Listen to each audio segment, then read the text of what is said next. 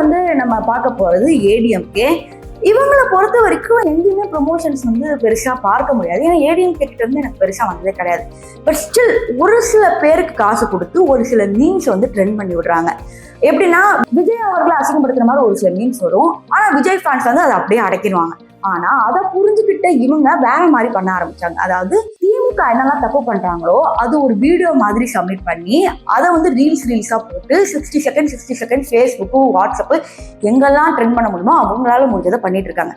இப்ப ரீசெண்டா திமுக பத்தி ஒண்ணு போட்டிருக்காங்க, அதை போய் பாத்துக்காங்க. தமிழ் மக்களின் அன்பான கவனத்திற்கு ஒரு முக்கிய அறிவிப்பு.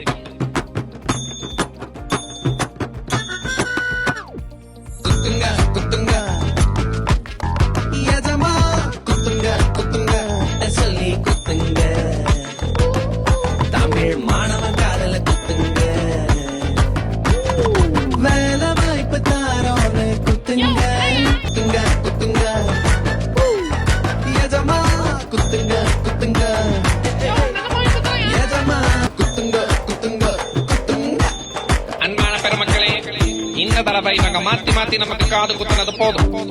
வர தேர்தல்ல நம்ம போட்ட ரெட்டை இலைக்கு குத்துவோம்.